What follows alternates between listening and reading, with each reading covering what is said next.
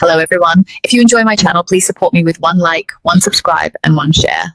The hug that shocked me. Have you ever felt your heart race because a complete stranger touched you without warning? I did. And for one terrifying second, I believed something terrible was about to happen.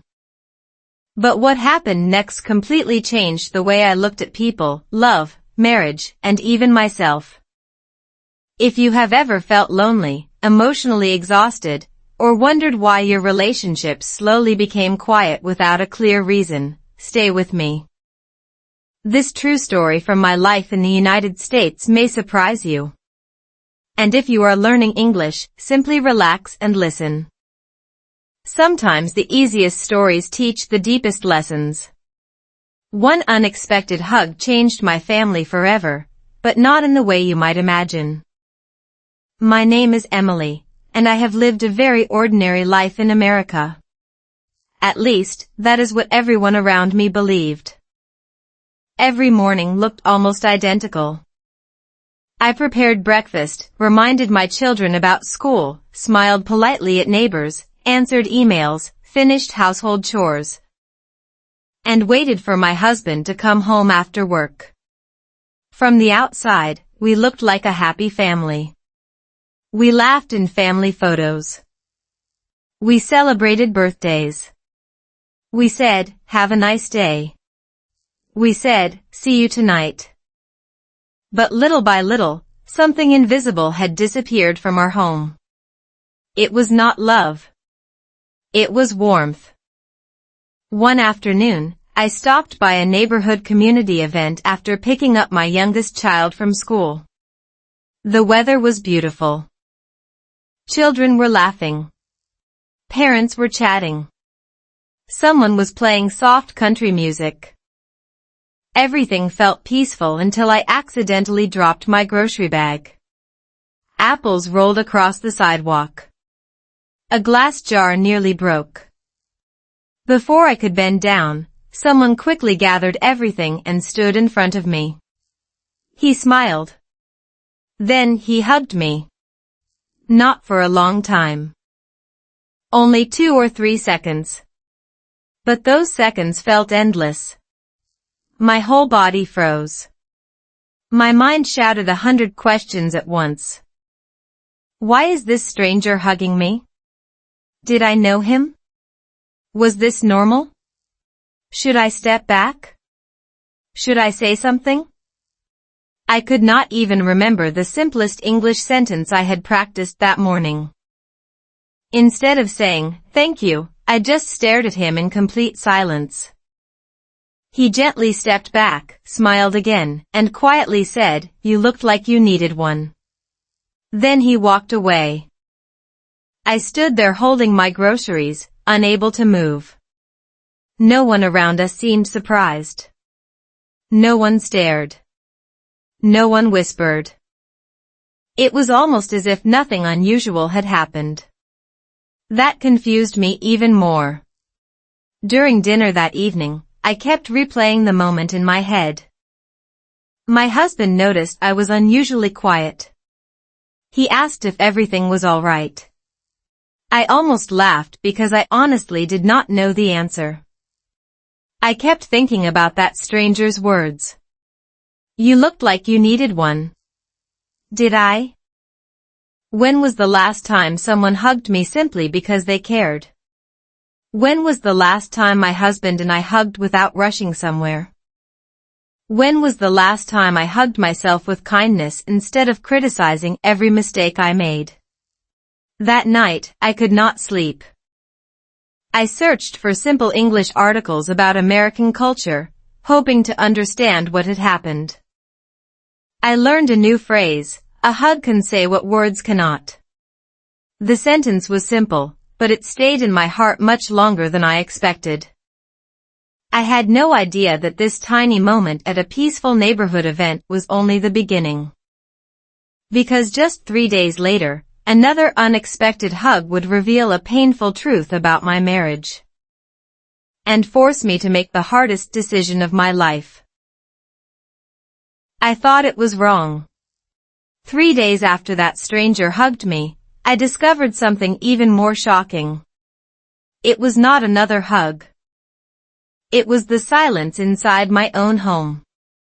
Strange, isn't it? A 2-second hug from someone I had never met stayed in my mind longer than hundreds of ordinary conversations with the people I loved most. That was the moment I began asking myself a question I had avoided for years. Was my marriage slowly fading?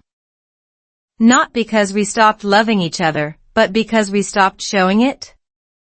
I didn't know the answer yet, but what happened that weekend made me realize I had misunderstood something important about life in America.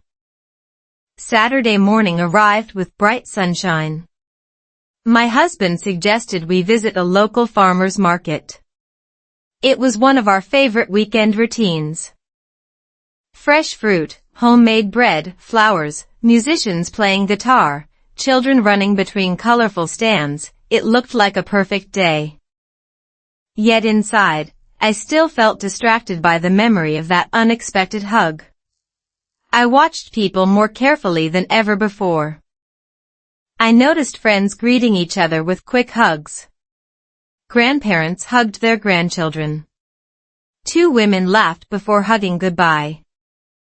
A young man hugged an elderly neighbor after helping carry heavy bags. Nobody seemed uncomfortable.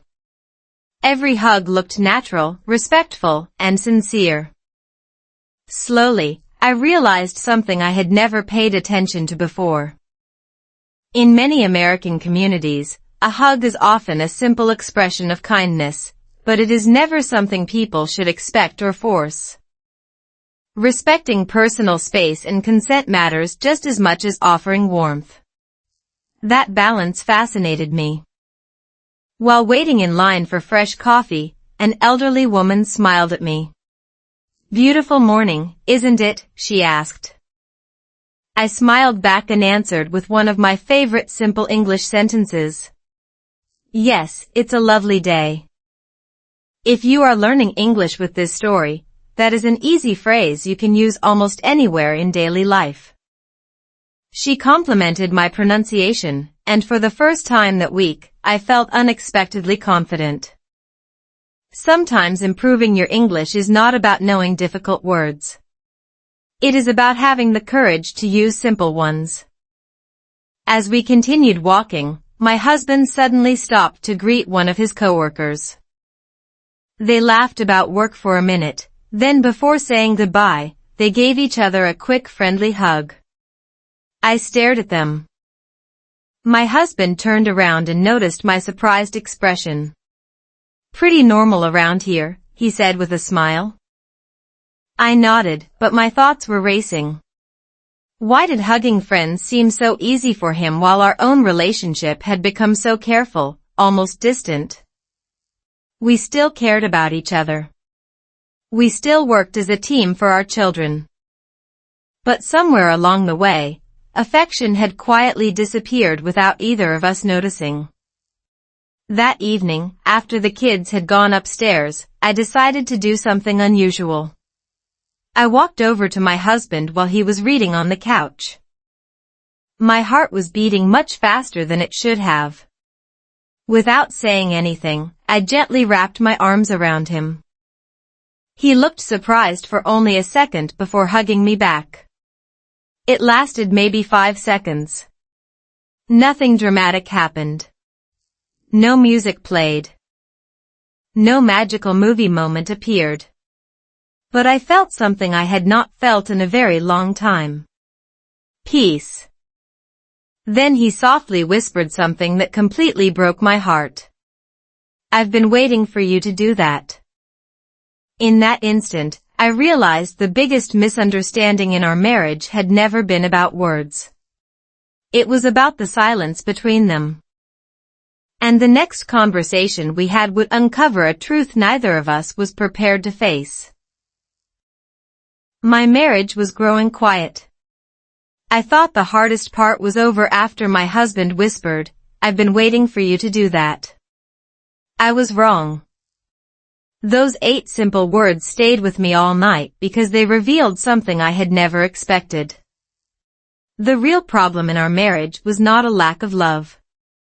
It was years of assuming the other person already knew how we felt. The next evening, one ordinary conversation in our living room uncovered a truth that was far more painful than any argument. It also explained why one stranger's hug had shaken me more deeply than I wanted to admit. After dinner, our children were finishing their homework upstairs while soft rain tapped against the windows. The television was off. Our phones were finally out of our hands. The house felt unusually quiet. I made 2 cups of hot tea and sat beside my husband on the couch. For several minutes, neither of us spoke. It was not an angry silence. It was the kind of silence that grows when 2 people have spent too many years talking about schedules, grocery lists, bills, and school events instead of their hearts. Finally, I looked at him and asked the question I had been carrying for days. Are we still happy? He didn't answer immediately. Instead, he took a slow breath and stared into his cup. I think we're tired, he finally said. That answer surprised me because it sounded painfully honest. Not broken. Not unhappy. Just tired. Tired of rushing through every day. Tired of assuming tomorrow would always give us another chance. Tired of forgetting the little moments that once made us smile. His words made me realize how easy it is for everyday life to quietly replace emotional connection. Nothing dramatic had happened to us. No terrible betrayal. No huge fight. Just thousands of busy days that slowly pushed kindness into the background. The next morning, I couldn't stop thinking about our conversation. While walking through a neighborhood park, I noticed something interesting. A young mother hugged her little daughter after she fell from a playground slide. An older couple held hands without saying a word. A volunteer warmly greeted an elderly man with a gentle side hug after asking, "Would you like one?" That small question caught my attention. In many places across the United States, kindness often goes hand in hand with respecting personal boundaries. A hug is not automatic. It is meaningful because it is welcomed, never expected. As I watched those moments, I quietly repeated a simple English sentence to myself. How are you, really? Not just, how are you? But how are you, really? If you are learning English, that one extra word changes everything. It turns a routine greeting into a genuine invitation to share your feelings. I realized I had not asked my husband that question in years. That evening, I decided to try. He looked surprised. Then he smiled in a way I hadn't seen for a long time. We talked for nearly an hour. Not about work. Not about responsibilities. We talked about dreams we had quietly forgotten, places we still wanted to visit, books we hoped to read, and the simple joy of laughing without checking the time. For the first time in years, our house felt lighter. I believed we were finally moving in the right direction. Then my phone rang. It was the school. The calm voice on the other end said my daughter's name first. And in that instant, every peaceful feeling disappeared. I grabbed my keys without asking another question. Because somehow I knew that whatever had happened next would test not only our family, but everything I had just begun to learn about fear, love, and the healing power of a simple hug. One unexpected moment. The drive to my daughter's school felt longer than any road trip I had ever taken. Every terrible possibility raced through my mind. Had she been hurt? Was someone bullying her? Had there been an accident? My hands tightened around the steering wheel so hard that my fingers began to ache. Ironically, only a few days earlier, I had been wondering whether a stranger's hug could really heal anything. Now I was about to discover that the most powerful hug of my life would happen in the last place I expected, and that one quiet moment would forever change the way I understood love, fear, and family. When I arrived at the school office, everything looked strangely calm. Children were still laughing outside. Teachers walked through the hallway carrying stacks of books. Nothing looked like the emergency I had imagined. A staff member greeted me with a gentle smile and led me into the counselor's office. My daughter was sitting there, perfectly safe, but her eyes were red from crying. The moment she saw me, she ran across the room and wrapped both arms around me before saying a single word. She didn't ask for permission. She didn't explain. She just hugged me. This time, I didn't freeze. I hugged her back without hesitation. For several long seconds, neither of us spoke. I could feel her heartbeat slowly becoming calmer against mine. Mine was slowing down too. It was as if our bodies were having a conversation that words could never fully express. Later, the school counselor explained what had happened. During recess, another student had fallen and gotten hurt. My daughter had witnessed the accident, and although the child was expected to recover, the experience frightened her. She had tried to stay brave all afternoon, but her emotions finally overflowed. The counselor reassured me that children often feel safer after physical comfort from someone they trust. Listening to her reminded me of something I later read that evening. Researchers have found that supportive physical contact, when welcomed, can help lower stress by encouraging the release of oxytocin, sometimes called the bonding hormone, while also reducing feelings of anxiety. It isn't magic, and it never replaces medical or emotional care, but it can remind people that they are not facing difficult moments alone. On the way home, my daughter quietly held my hand from the back seat. Normally she would be talking about school projects or asking for ice cream. That afternoon, she simply wanted to stay close. At a red light, she softly said, "Mom, thank you for coming so fast." I smiled through tears. I'll always come. If you're learning English with me, remember this simple sentence because it carries enormous warmth. I'll always be here for you. Native speakers use it to promise emotional support, not just physical presence.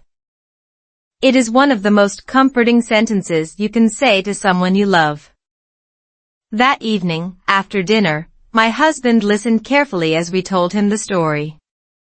Without saying anything, he walked over to our daughter and gently hugged her. Then, to my surprise, he looked at me and opened his arms too. For the first time in what felt like years, the three of us stood together in complete silence, sharing one family hug. No one rushed away. No one checked a phone. No one filled the room with unnecessary words. In that quiet moment, our home felt warmer than it had in a very long time. I honestly believed we had reached the turning point. I believed life was finally slowing down enough for us to appreciate what truly mattered. But early the next morning, while making breakfast, I accidentally overheard a conversation that stopped me cold. It wasn't between strangers. It wasn't even between adults. It was my children talking about something they thought I would never hear. And what they said made me question whether our family had been hiding a much deeper pain all along.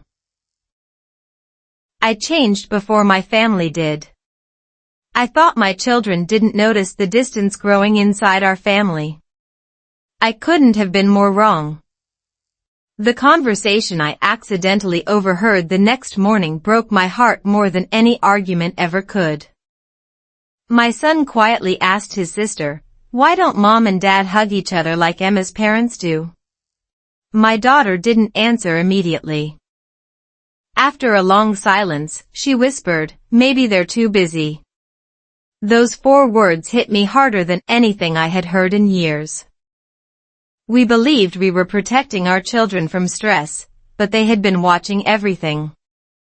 They noticed not only what we said, but also what we stopped doing. I stood in the kitchen, frozen, pretending to pour coffee while my eyes filled with tears. Neither of them knew I had heard their conversation. They weren't complaining. They weren't angry. They were simply trying to understand the world through the people they loved most. At that moment, I realized children don't just listen to our words. They study our habits. They remember our expressions. They quietly learn what love looks like by watching us every single day. That afternoon, instead of waiting for my husband to come home and somehow magically fix everything, I decided to start with the only person I could truly change, myself. It sounded simple, but it felt terrifying. I had spent so much time hoping other people would make the first move that I forgot real change usually begins with one small decision. Mine was almost invisible. When my husband walked through the front door after work, I didn't immediately ask about meetings, traffic, or groceries. I walked over, smiled, looked directly into his eyes, and simply said, "Welcome home." Then I gave him a hug. Not because it felt natural. Because it mattered. He looked surprised again, but this time his smile appeared almost instantly. The atmosphere in our home changed before either of us said another word. Our children noticed too. My daughter smiled from across the room without realizing I had seen her. My son quietly returned to finishing his homework, but he seemed lighter somehow.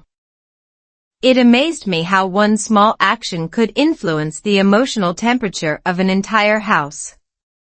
Over the following week, I kept making tiny changes. I thanked people more often. I smiled at neighbors instead of rushing past them. At the grocery store, I practiced simple English conversations instead of staying silent. One phrase became my favorite, "How's your day going?" It's one of the most common and friendly greetings in everyday American life. Most people don't expect a perfect answer. They're simply opening the door to a kind conversation. Sometimes confidence in English grows one ordinary sentence at a time. I also began noticing something beautiful about life around me. At school pickup, parents greeted teachers warmly. At our neighborhood cafe, regular customers knew each other's names. Volunteers at community events welcomed newcomers with genuine smiles. I finally understood that kindness in America is often expressed through small daily habits, not dramatic gestures. A friendly wave, sincere eye contact, a warm good morning, or, when appropriate and welcomed, a comforting hug can quietly remind someone they belong. At the same time, I learned an important lesson. Every person has different comfort levels. And respecting personal boundaries is just as meaningful as offering kindness. Slowly, our home began to feel different. We laughed more often. Dinner conversations became longer. Even ordinary evenings seemed brighter. I thought we had finally found the missing piece we had been searching for. Then, late one Friday night, my husband received a phone call. I watched the color disappear from his face as he listened without saying a word. He looked at me, took a deep breath, and quietly said, "We need to leave right now." He didn't explain. He didn't have to. The fear in his eyes told me this night would change our family once again. My children noticed first. The phone call lasted less than 30 seconds, but it erased every peaceful feeling we had rebuilt over the past week. My husband didn't argue. He didn't ask questions. He only grabbed his car keys and whispered, the school called. One of the students collapsed during a late sports practice. Our kids are safe, but they witnessed everything. My heart dropped. Sometimes the most frightening moments are not the ones that happen to your family, but the ones your family cannot forget.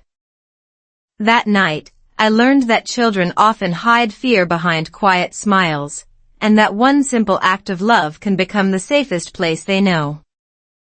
The drive to the school felt strangely familiar, reminding me of the call we had received only days earlier.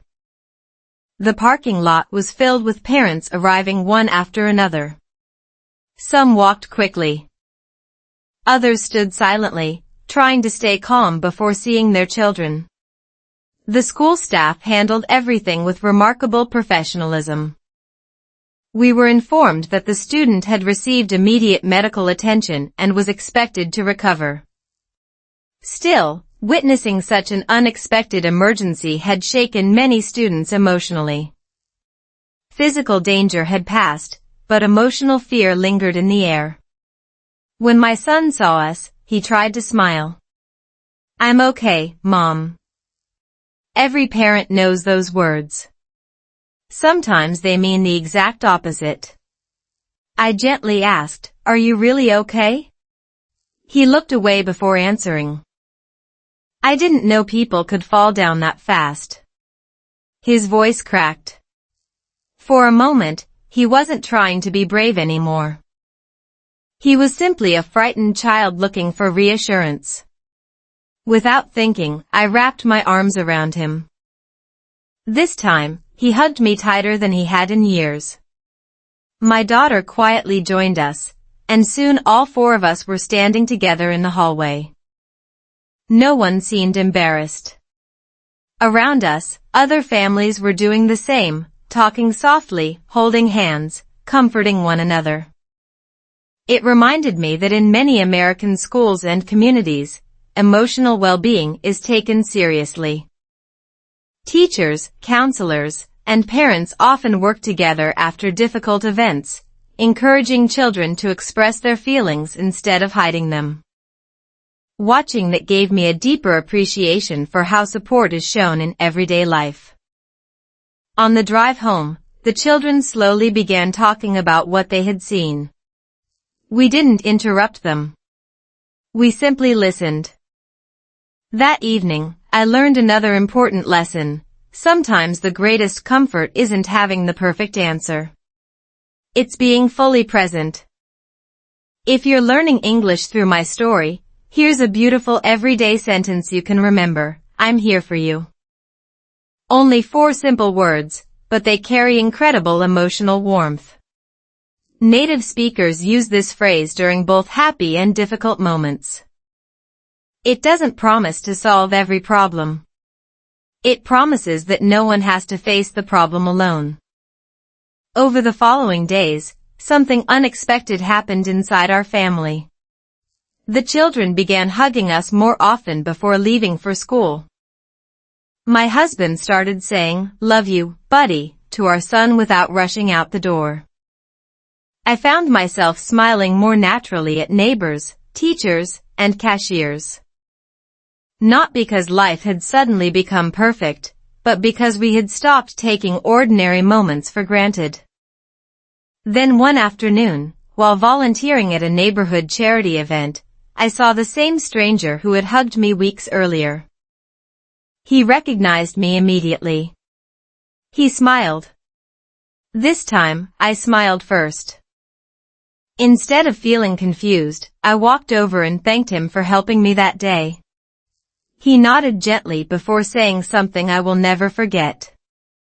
"I wasn't trying to change your day." He paused. "I was hoping to change your future." I laughed softly, thinking he was joking. But then he told me who he really was.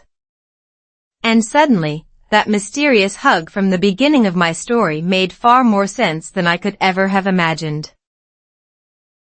The day everything almost broke. What if I told you the stranger who shocked me with a hug wasn't trying to be unforgettable at all? What if that moment I had replayed hundreds of times in my mind wasn't about me? It was about a promise he had made years earlier. As he stood in front of me at the community charity event, smiling as if we were old friends, I suddenly realized that sometimes the people who change your life never even know how deeply they've touched it. But what he revealed next made me question everything I believed about strength, kindness, and the quiet people we often overlook. He introduced himself as Daniel. "I volunteer here every Saturday," he said, pointing toward a group of people organizing donated food and winter clothing. His voice was calm, almost gentle. "A few weeks ago, you looked overwhelmed. I asked if you were okay, but I don't think you heard me. When I saw your groceries fall, I helped. When I saw the tears in your eyes, I made a choice." I looked at him, confused. "A choice?" He nodded. "My wife used to say something." He smiled sadly before continuing. "Never let someone leave feeling invisible." Those words settled quietly inside me. Daniel explained that several years earlier, his wife had gone through a long battle with depression. During one difficult season, she often told him the hardest part wasn't pain, it was believing nobody noticed she was hurting. After she recovered, they promised each other they would never ignore someone who looked lost, lonely, or emotionally exhausted. Sometimes they simply smiled. Sometimes they started a conversation. And when it felt appropriate and welcomed, they offered a comforting hug. Never carelessly. Never to invade someone's space. Only to remind another human being that kindness still exists. For several seconds, I couldn't speak. I remembered exactly how I had looked that afternoon. My shoulders were tense. My eyes were tired. My smile had disappeared long before my groceries hit the sidewalk. Maybe he hadn't hugged a stranger. Maybe he had simply recognized another tired soul. Before leaving, Daniel said one more sentence. "You reminded me of my wife." I felt tears filling my eyes. Not because he compared me to her. Because someone I had never met had noticed emotions I had spent years hiding from everyone else. Driving home, I kept thinking about how often we rush through life without truly seeing the people around us. At the grocery store, at school. In traffic, at work. Everyone carries a story we know nothing about. That evening, our family volunteered together at the same charity event. The children helped organize canned food while my husband carried heavy boxes. Watching them laugh with complete strangers felt strangely beautiful. We weren't just giving away supplies. We were sharing time. And sometimes, time is the greatest gift. If you're learning English with this story, here's another simple sentence Americans often use during difficult moments. Take care of yourself. It sounds ordinary, but native speakers use it sincerely.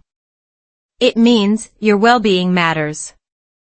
Sometimes hearing those 4 words at the right moment can stay with someone for years.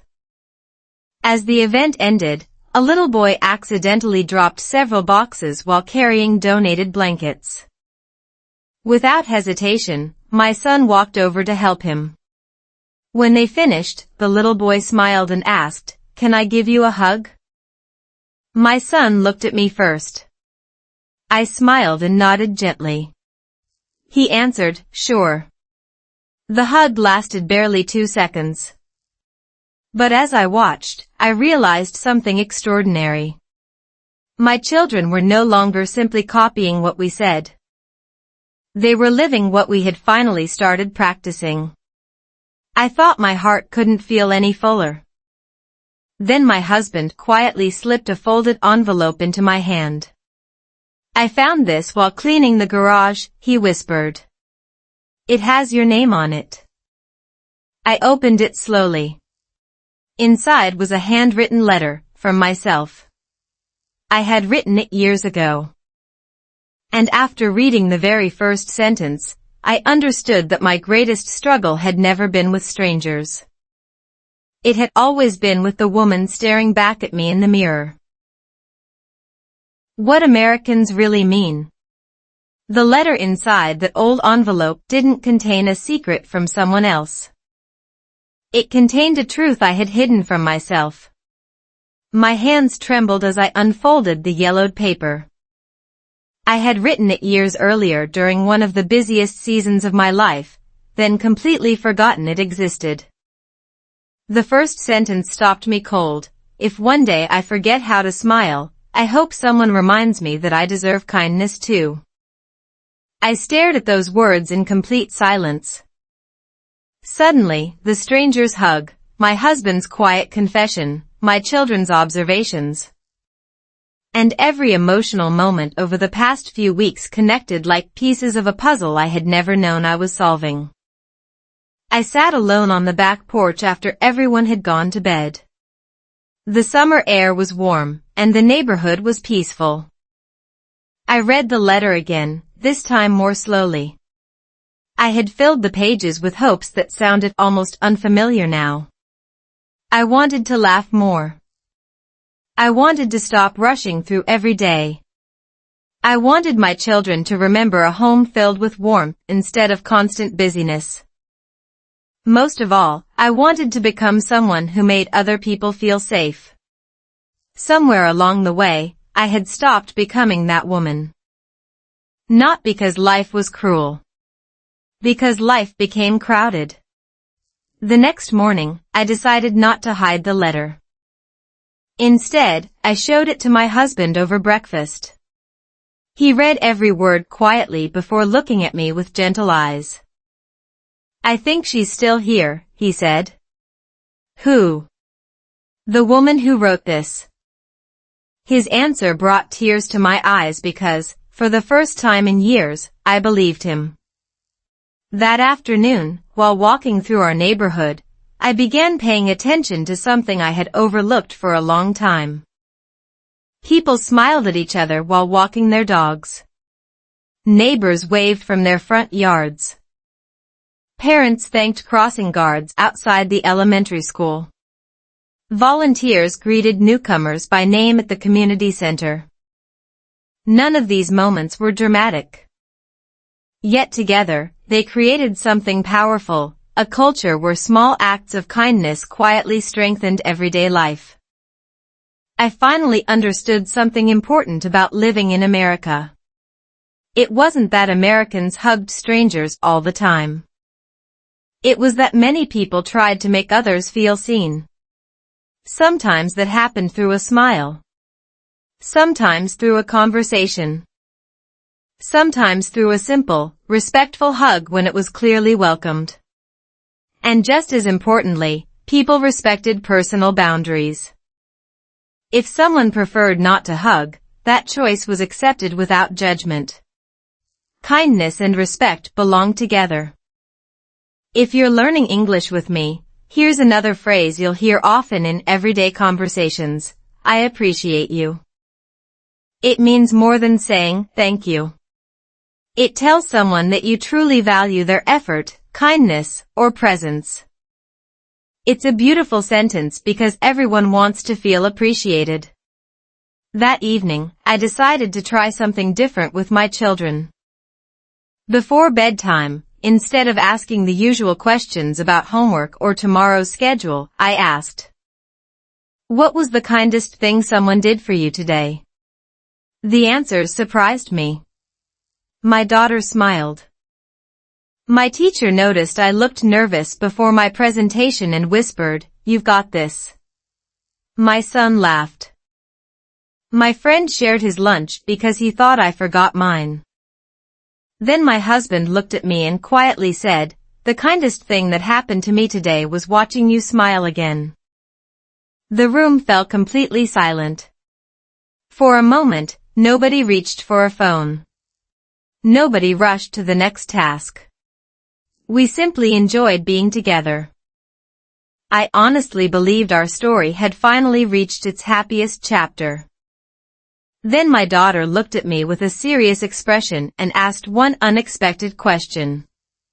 Mom, if that stranger had never hugged you, would we still be this family today? I opened my mouth to answer, but no words came out. Because deep inside, I wasn't sure. And the answer I would finally give her changed all of our lives forever. The hug that saved my heart. My daughter's question followed me long after everyone had gone to bed. Mom, if that stranger had never hugged you, would we still be this family today? At first, I wanted to say yes. Every mother wants to believe her family is strong enough to survive anything. But deep inside, another answer frightened me.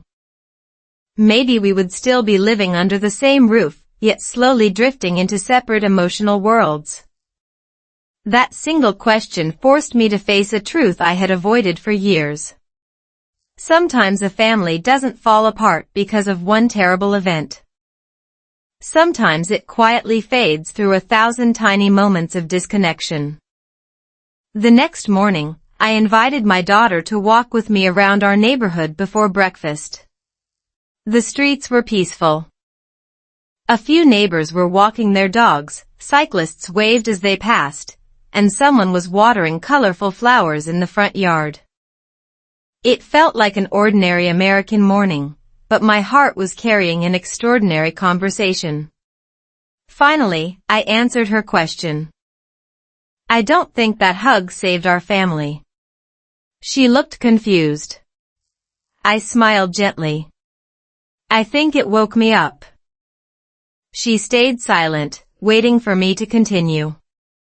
That stranger didn't change your father. He didn't change you. He didn't change our home. He changed the way I looked at all of you. As soon as I said those words, I realized they were completely true. For years, I had been searching for a big solution to fix small emotional distances. I thought happiness would come after life became less busy, after work became easier, after the children grew older. After everything finally settled down. But life never completely slows down. Love has to happen while life is still busy. Later that afternoon, our family returned to the community center to help prepare meals for local families. Daniel was there again, smiling as always. This time, I walked over before he could say hello. I owe you something, I told him. He laughed softly. You don't owe me anything. I do. What? The courage to notice people. For a moment, neither of us spoke. Then he quietly answered, promise me something instead. What? When you see someone carrying an invisible burden, don't pretend you didn't notice. Those words stayed with me more powerfully than the hug itself. I didn't promise to hug every stranger. That isn't the lesson. I promised to become someone who pays attention. Someone who smiles. Someone who listens. Someone who respects personal boundaries while still offering genuine kindness whenever it is welcome. If you're learning English through this story, here's a beautiful expression you'll hear often in everyday American conversations. You made my day. People say this when a simple act of kindness unexpectedly brightens their day. It doesn't have to be something expensive or dramatic. Sometimes one sincere compliment, one thoughtful conversation, or one small favor is enough to make someone say, you made my day. Over the following weeks, I noticed something remarkable inside our home. My husband laughed more easily. Our children shared more stories about school. Family dinners lasted longer because nobody seemed eager to leave the table. We still had stressful days. We still disagreed sometimes. We were far from perfect. But we had become emotionally present again. Looking back, I finally understood the title of this chapter in my own life. The hug didn't save my heart because of physical contact alone. It saved my heart because it reminded me that compassion is strongest when it is offered with respect, empathy, and perfect timing. Just when I believed I had learned every lesson this experience could teach me, my phone buzzed with a message from Daniel. It contained only one sentence. "There's someone I'd like you to meet tomorrow." No name. No explanation. Just one mysterious invitation. And I had no idea that meeting this person would complete the journey I never realized I had begun with one unexpected hug. I finally understood America. The person Daniel wanted me to meet wasn't famous. He wasn't a psychologist, a motivational speaker, or someone with an incredible life story on television. He was simply an elderly man sitting alone on a park bench, feeding birds with slow, patient movements. Yet before I even walked over, Daniel quietly said something that gave me chills. He was the one who taught my wife that one small act of kindness can outlive a lifetime. I had no idea that the final lesson of my journey wouldn't come from a stranger's hug. It would come from one unforgettable conversation that completely changed how I understood America, my family, and myself. The elderly man smiled as if he had been expecting us.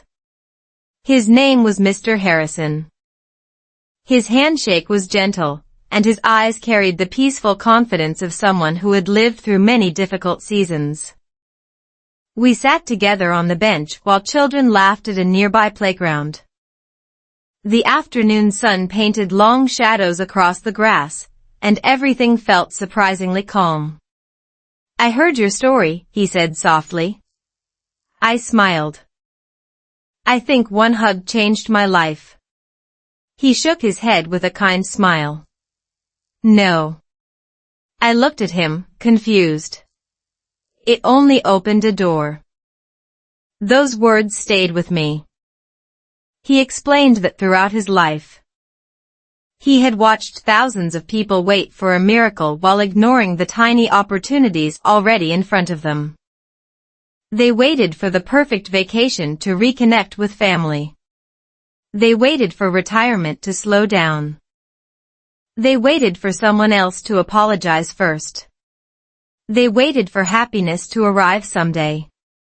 But love, he said, doesn't like waiting. I laughed quietly. Neither did my tears.